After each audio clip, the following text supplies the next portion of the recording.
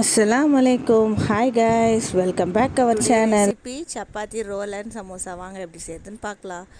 1/2 kg Aashirvaad மாவு எடுத்திருக்கேன். தண்ணி ஊற்றி உப்பு சக்கரை போட்டு நல்லா பிசைஞ்சு வச்சுக்கலாம். இப்போ மாவு கொஞ்சம் நேரம் ஊறட்டும். அடுத்தது 2 தக்காளி, 2 பச்சை மிளகா, 3 வெங்காயம் அதை அரிஞ்சு வச்சுருக்கேன். நெக்ஸ்ட்டு கோஸு, கேப்சிகம், கேரட் அதையும் சின்ன சின்ன பீஸாக அரிஞ்சு வச்சுருக்கேன். சிக்கனை செஸ்ட்டு பீஸாக சின்ன சின்ன பீஸாக அரிஞ்சு வச்சுக்கோங்க. அதில் கொஞ்சம் இஞ்சி தேவையான அளவு உப்பு அதையே ஆட் பண்ணி இதை நல்லா ஸ்பூனை வச்சு கிளறிக்கலாம். கிளறிட்டு அது கொஞ்சம் நேரம் ஊறட்டும். இப்போ நம்ம ஒரு கடாயை வச்சுக்கலாம். கடாயில் ஆயில் ஊற்றிட்டு ஆயில் ஹீட் ஆனதுக்கப்புறம் நம்ம கட் பண்ணி வச்சுருக்க ஆனியன் ஆட் பண்ணிக்கலாம். பிங்க் கலரில் அவ்வளோ வரைக்கும் பரட்டிக்கலாம். இப்போ நல்லா வதங்கட்டும்.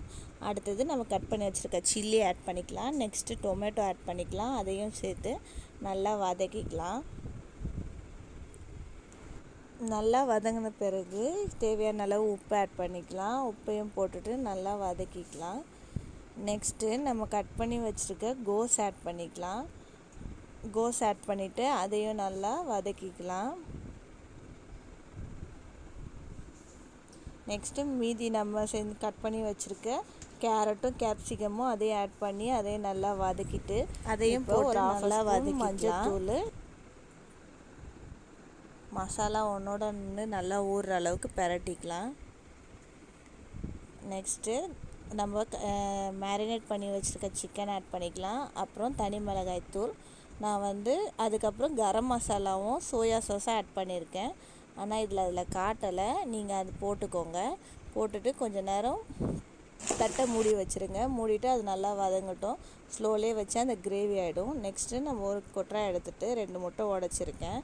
அந்த 2 முட்டையை நல்லா பீட் பண்ணிவிட்டு இப்போ நம்ம ரெடி பண்ணி வச்சுருக்க அந்த கிரேவி எடுத்து அதில் ஆட் பண்ணிக்கலாம். ஆட் பண்ணிவிட்டு அதையும் நல்லா பீட் பண்ணிக்கலாம். நல்லா அந்த முட்டையும் கிரேவியும் நல்லா ஒன்றுக்கு ஒன்று மெர்ஜ் ஆகிற அளவுக்கு நல்லா பீட் பண்ணிக்கலாம். இப்போ நம்ம பேரிச்சு வச்சுருக்க சப்பாத்தியை தவா சூடு பண்ணி அதில் போட்டுருங்க. இப்போ பேக் சைடு நல்லா வேகட்டும். இப்போ நம்ம அந்த எக் கிரேவி எடுத்து அதில் போட்டு நல்லா பரப்பி விட்டுட்டு தேவையான ஆயில் ஊற்றி கீழே நல்லா வெந்ததுக்கு பிறகு பின்னாடி பக்கம் நேக்காக திருப்பணும். அந்த முட்டை வெளியில் வந்துடக்கூடாது. கரெக்டாக அந்த ரவுண்டுக்குள்ளே தான் இருக்கணும்.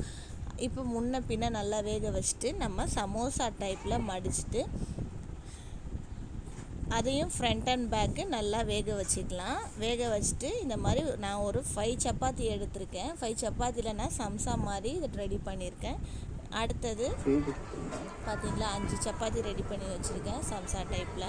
இப்போ இன்னொரு டைப் ரெசிபி பார்க்கலாம். கொற்றால மீதி இருக்க கிரேவி எடுத்து வச்சுட்டு அதில் மயோனைஸ் ஆட் பண்ணிவிட்டு நான் ஒரு பிளேட் எடுத்திருக்கேன். இப்போ நான் எல்லா சப்பாத்தியும் சுட்டுக்கிட்டேன். அந்த சப்பாத்தியில் அந்த கிரேவியை மயோனைஸ் கலந்த சாஸையும் சேர்த்து ஆட் பண்ணியிருக்கேன். அதை ஒன்றா ரோல் போட்டுக்கலாம். இந்த மாதிரி நான் ஒரு 3 சப்பாத்தி எடுத்து லைனாக ரோல் போட்டு எடுத்துக்கிட்டேன். அவ்வளோதான் ஃப்ரெண்ட்ஸ். இந்த மாதிரி பிள்ளைங்களுக்கு ரொம்ப பிடிக்கும். இந்த மாதிரி நீங்கள் சப்பாத்தி செஞ்சு கொடுத்தீங்கன்னா பிள்ளைங்க ரொம்ப விரும்பி சாப்பிடுவாங்க. எங்கள் வீட்டில் என் பையன் நல்லா என்ஜாய் பண்ணி சாப்பிட்டான். நீங்களும் இந்த மாதிரி வெரைட்டியான சப்பாத்தியில் ட்ரை பண்ணி பாருங்கள். தேங்க்ஸ் ஃபார் வாட்சிங்.